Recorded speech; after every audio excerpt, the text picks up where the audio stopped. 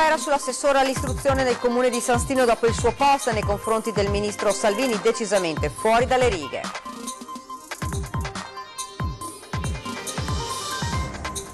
Una bimba di 5 anni è stata travolta da un ragazzo con l'overboard e poi multata perché non doveva essere lì. A Jesolo scoppia la polemica, il sindaco è il regolamento. Dopo l'attacco del ministro Toninelli sulle manutenzioni del Mose, l'inquietudine del governatore Zaia sulla futura gestione dell'opera, chi metterà i 100 milioni l'anno? Non basta il generico interesse a investire su Porto Marghera manifestato da alcuni privati. Prima di parlare di rilancio occorre fissare i parametri che oggi mancano sulle bonifiche, a dirlo ai colletti della CGIL. Pesante cronica la mancanza di medici negli ospedali di tutto il Veneto. Lo Stato intervenga per correggere queste ingiustizie, chiede l'assessore alla sanità Luca Coletto. Ieri la notizia dell'attrice Ottavia Piccolo bloccata da un agente di polizia che avrebbe avuto da ridire sul fatto che indossasse un fazzoletto dell'ANPI. Oggi è intervenuta la questura. Crostacei, anguille, branzini, mazzancolle, polipi e molluschi, 500 kg di pesce dalle origini misteriose scoperti dalle fiamme gialle durante un controllo.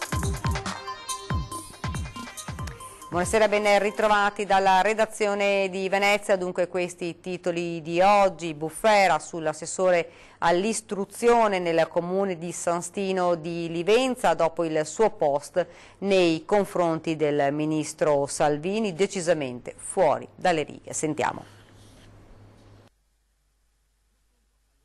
Sei fortunato che la sedia elettrica è stata abolita, signor ministro. La frase è stata scritta su Facebook da Valentina Pavan, assessore all'istruzione nel comune di San Stino di Livenza, retto dal centro-sinistra, commentando una frase scritta dallo stesso ministro dell'Interno sul suo profilo. Indagato per sequestro di immigrati, scopriamolo insieme, aveva scritto Salvini, allegando il filmato con l'apertura della busta della procura. Reazioni sdegnate dalla Lega, a partire dal vicepresidente della Regione Veneto Gianluca Forcolin, spropositate invece secondo il sindaco Cappelletto. Mi pare che si stia montando un caso di fronte a un commento che sicuramente è inopportuno, fuori luogo, nel quale l'assessore si è pubblicamente scusata, del quale insomma sicuramente non è nel suo modo, nel suo stile, insomma chi la conosce e chi insomma, ha modo anche di seguirla sui social, visto che questo è un canale insomma, nel quale molte volte veicolano le informazioni, mi pare non sia abituata solitamente a questi toni, per cui lei si è scusata giustamente per l'inopportunità, insomma, il tono sbagliato sicuramente di quello che ha detto, dopodiché insomma, mi pare insomma, che i toni insomma, con i quali si stia cavalcando questa situazione, secondo me insomma, sono un po' fuori luogo ecco, rispetto a quella che è l'episodio, che come dicevo non va assolutamente né giustificato né tollerato. Secondo il primo cittadino sono altri i temi a cui bisognerebbe pensare. Io l'anno scorso ho vissuto un periodo che tutti ricorderanno particolarmente acceso, diciamo così, uso questo termine, nel mio territorio in relazione all'apertura di un centro culturale islamico, e non mi pare che nessuno si sia mai sentito in necessità insomma, di prendere distanze su posizioni e su atteggiamenti che sono stati ben oltre insomma, ai commenti su Facebook, che ce ne sono a decine insomma, che possono essere visti nei confronti del sindaco, per cui insomma, ecco, capito l'errore, secondo me è giusto riconoscerlo, ribadirlo. Il post è stato comunque rimosso e l'assessore ha chiesto scusa. Lei ha rilasciato una dichiarazione nella quale giustamente ha ritenuto opportuno scusarsi, nella quale insomma, ha riconosciuto che il commento sia inopportuno e offensivo, in primis ovviamente nei confronti del ministro, e ovviamente impegnandosi non solo di non farsi più trascinare magari in toni che magari sui social sono ovviamente più pesanti, ecco. Siamo alla cronaca. Bimba investita da un ragazzo con l'overboard e poi multata perché non doveva essere lì. A Jesolo scoppia la polemica, ma il sindaco Zoggia chiarisce. Sfuggita al controllo dei genitori in vacanza a Jesolo, una piccola turista di 5 anni ha iniziato a correre sulla pista ciclabile, dove poco dopo è stata investita da un ragazzo maggiorenne che correva a velocità sostenuta sull'overboard di monopattini di ultima generazione. Immediata la chiamata ai vigili, giunti in breve sul posto, che hanno multato i genitori della piccola, ancora sotto shock per la paura e con varie ferite al volto. Quando i vigili vengono chiamati devono agire secondo quello che è il codice della strada. Allora il codice della strada prevede che in questo caso venga multato il papà o la mamma della bimba, se sono presenti, perché la bimba non avendo 18 anni non può essere multata. E c'è una sanzione minima perché ha invaso la corsia riservata alle biciclette, alle ciclabili. Quindi la multa di 20 euro è stata fatta al papà. Perché è stata fatta? Perché è un obbligo, è un dovere che hanno i vigili, essendo stati chiamati, non è che sono andati là a controllare, eccetera. Quando c'è un incidente devono verificare se il codice della strada è stato rispettato. Questa bambina, che è sotto la tutela ovviamente del padre, è andata a invadere la corsia riservata alle biciclette, perché la zona ZTL nostra c'è un pezzo largo riservato ai pedoni, un pezzo riservato alle biciclette. Quindi questa bambina è andata dove non poteva andare. A questo punto c'è da chiedersi, e per il giovane che ha investito la bimba? Quanto riguarda il velocipede, che tra l'altro non era neanche regolare, perché non aveva l'immatricolazione, non aveva una serie di cose. Quelli nuovi, sono quelli nuovi, sì, quelli là che non sono regolari, che sono elettrici a batteria, che vanno anche forte, eccetera, che non sono regolari, quindi là hanno sequestrato il mezzo, chiamiamolo mezzo, e dato una multa abbastanza pesante, che non so cosa prevede il codice della strada, ma è importante, 800 euro, 1000 euro. Una multa salata dunque per il giovane investitore, che ora dovrà vedersela anche con l'eventuale risarcimento per la famiglia di turisti.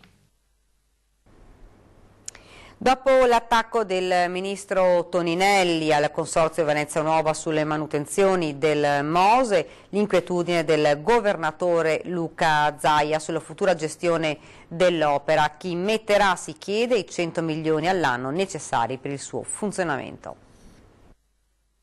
Il presidente veneto Luca Zaia si schiera al fianco del governo e del ministro a 5 Stelle Danilo Toninelli, che nei giorni scorsi aveva parlato di pericolosa inadempienza da parte del Consorzio Venezia Nuova riguardo le mancate manutenzioni al Mose. Non conosco le convenzioni e la storia di questo paese anche recente ci insegna che bisogna leggere le carte prima di parlare. Quindi se il ministro dice questo immagino sia vero, non ho motivo di pensare che non sia così, che l'obbligo della manutenzione in itinere del cantiere non ancora concluso sia del Consorzio. Ma le preoccupazioni del governatore riguardano soprattutto il futuro dell'opera, la cui costosa gestione deve ancora essere assegnata. Mi inquieta però la fase 2, cantiere concluso e spese di manutenzione che ammontano circa quasi 100 milioni di euro.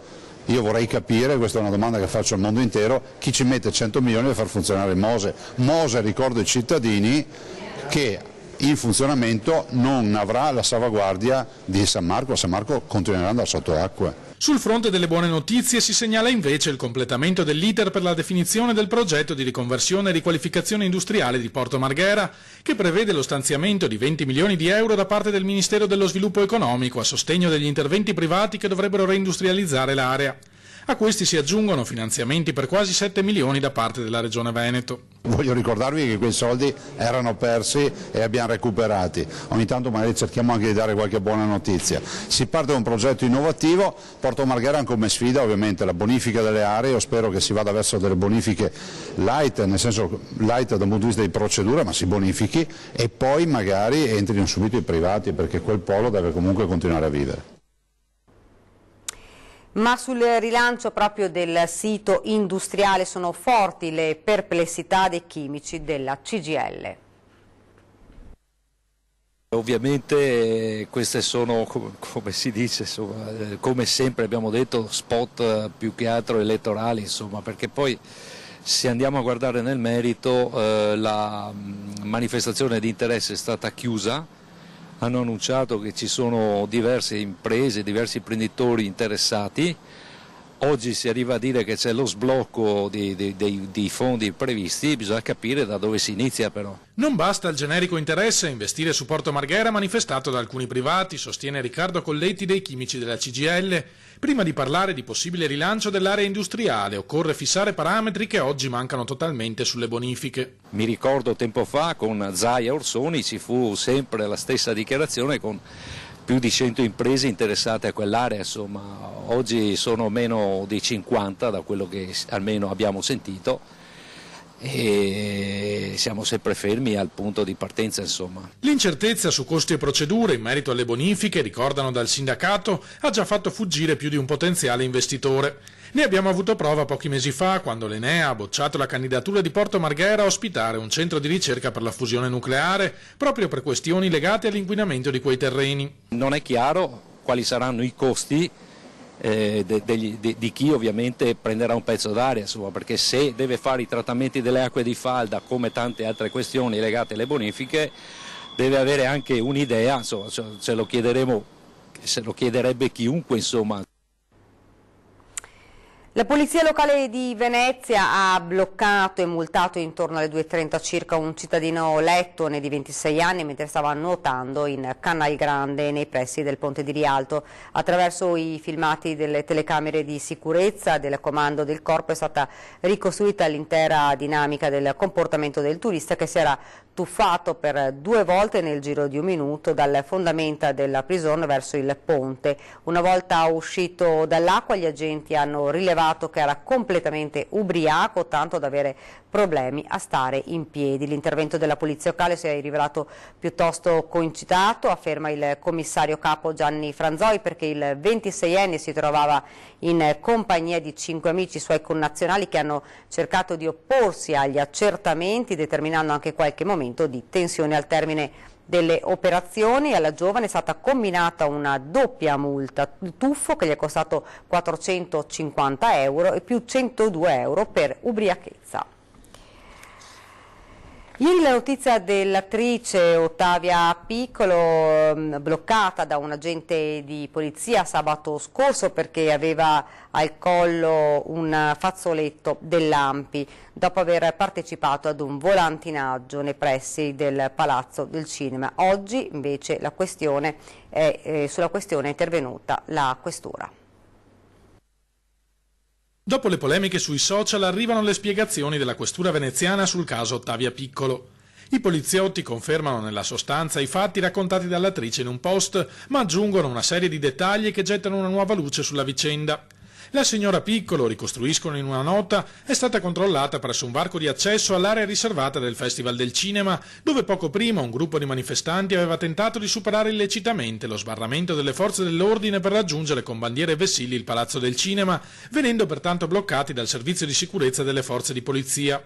Il foulard indossato dalla signora Piccolo, spiegano gli agenti, a prima vista associato ai simboli esibiti dai predetti manifestanti, è stato poi riconosciuto in quanto recante i simboli dell'ANPI. Alla signora è stato dunque consentito il transito senza alcuna ulteriore limitazione. Vogliamo ringraziare tutta la comunità di Pozzuoli per la vicinanza, ma preferiamo vivere in famiglia, in forma strettamente privata, questo anniversario di dolore. A parlare Elisabetta, la sorella di Massimiliano Carreri, il 45enne di Melo, rimasto vittima con la moglie Tiziana Zaramella, ed il figlio Lorenzo della tragedia della Solfatara dello scorso 12 settembre. I familiari delle vittime hanno declinato l'invito a partecipare alle celebrazioni in memoria dei loro cari. Li ricorderanno in modo più riservato durante la messa di domenica alle 7:30 nella chiesa di Fossalta di Piave. Un anno fa la famiglia Carrera stava visitando il celebre sito naturalistico per ammirare uno spettacolo unico al mondo, che però purtroppo si è trasformato in una trappola fatale. Lorenzo precipitò in una voragine nel terreno che si aprì all'improvviso sotto i suoi piedi e che inghiottì, stordendoli con il gas del sottosuolo anche il papà e la mamma, precipitatosi uno dopo l'altro nel vano tentativo di salvare il figlio, una strage da cui scampò solo il figlio più piccolo. Altri particolari all'indomani dell'indagine delle Fiamme Gialle che hanno smascherato la truffa dei falsi promotori. 6 arresti, 11 obblighi di dimora e sequestri di denaro ingenti. La maxi truffa scoperta dalla Guardia di Finanza, che ha smascherato falsi promotori finanziari, rivela sempre più particolari. I reati contestati al principale indagato, il portogruarese Fabio Gaiatto, 43 anni, ora in carcere, e agli altri indagati sono quelli di associazione a delinquere, truffa aggravata, esercizio abusivo di attività di gestione del risparmio e autoriciclaggio. Finora ammontano a 110 clienti truffati che hanno deciso di aderire ad un'azione collettiva per il recupero dei crediti. Gaiatto, la mente, a Portogruaro, è conosciuto da molte persone. Tanti dei truffatori sono proprio dei suoi concittadini. Li riceveva nelle varie sedi all'estero, come quelle in Croazia o in Slovenia, ma soprattutto in una dépendance che aveva a Portovecchio, accanto alla casa materna. Mentre Gaiatto è in carcere, la compagna 31enne è ai domiciliari nella villa gialla circondata da un grande parco. La coppia, che ha 2 figli, dagli investigatori è considerata al vertice dell'associazione scardinata dalla Guardia di Finanza. Da cuoco in un hotel veneziano alla direzione di un albergo in Val di Fassa. È in Trentino che comincia a cullare il progetto di scalare il mondo della finanza attraverso gli strumenti più moderni. Di giorno lavorava e di notte studiava, raccontava, per capire e maneggiare i segreti di un settore tanto complicato quanto affascinante. Poi verso il 2007 il salto, il ritorno a Portovecchio e l'avvio dell'avventura che fino a pochi giorni fa l'aveva portato alle stelle. Ed ora ci fermiamo per una piccola pausa pubblicitaria.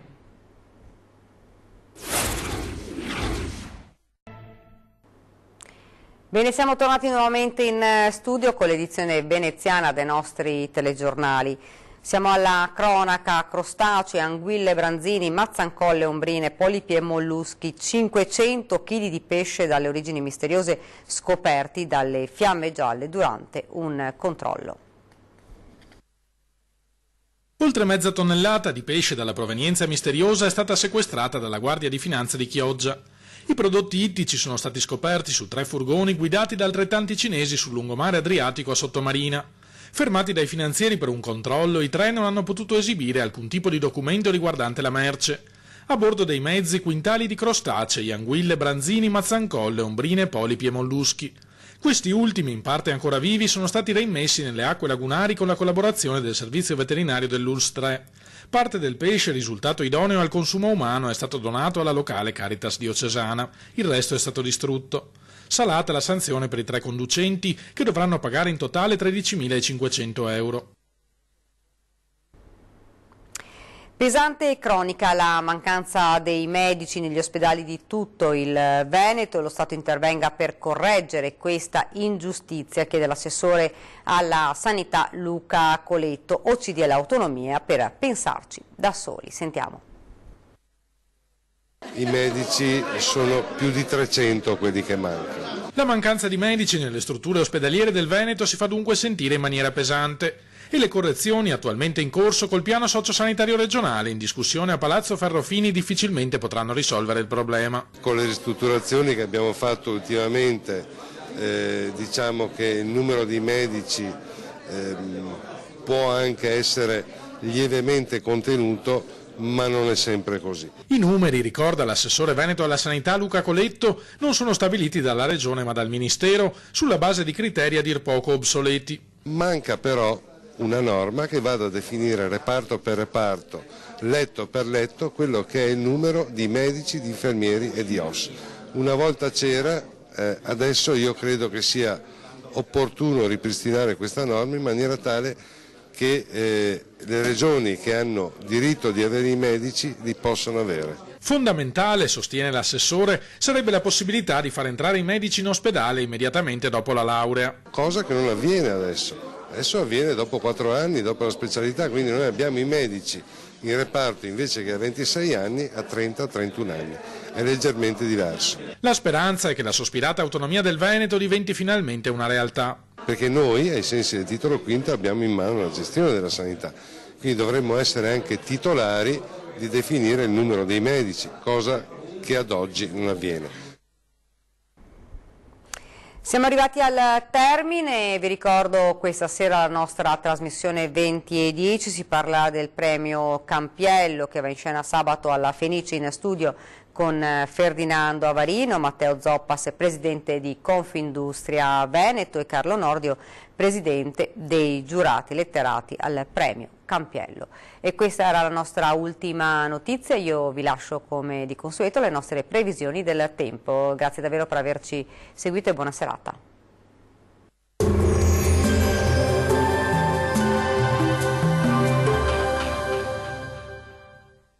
Ben ritrovati al meteo. Prime crepe all'anticiclone, va aumentando la copertura nuvolosa sulle nostre regioni. Ma vediamo il dettaglio. Sul Veneto la giornata sarà caratterizzata da più nubi rispetto ai giorni scorsi su tutta la regione. Cielo a tratti coperto, tuttavia sarà piuttosto basso il rischio di precipitazioni. Diamo uno sguardo alle temperature previste. Le minime saranno comprese tra i 18 e 20 gradi. Valori massimi in lieve calo, oscillanti tra i 26 e i 28 gradi. Passiamo ora al Friuli Venezia Giulia. Cielo coperto oggi su questa regione, ma il tempo si manterrà sostanzialmente asciutto ovunque. Possibili foschie mattutine sulle aree pianeggianti. Vediamo anche le temperature previste in calo. Le minime saranno comprese tra i 18 e i 19 gradi. I valori massimi invece saranno oscillanti tra i 26 e i 28 gradi. Vediamo infine la situazione del Trentino Alto Adige. Cielo parzialmente o irregolarmente nuvoloso nella giornata odierna su questa regione, tuttavia non sono previsti fenomeni particolarmente degni di nota. Diamo uno sguardo anche alle temperature. Le minime risulteranno intorno ai 17 gradi. I valori massimi invece oscilleranno tra i 29 e i 32 gradi. Dal meteo di Antenna 3 per ora è tutto. Arrivederci al prossimo aggiornamento.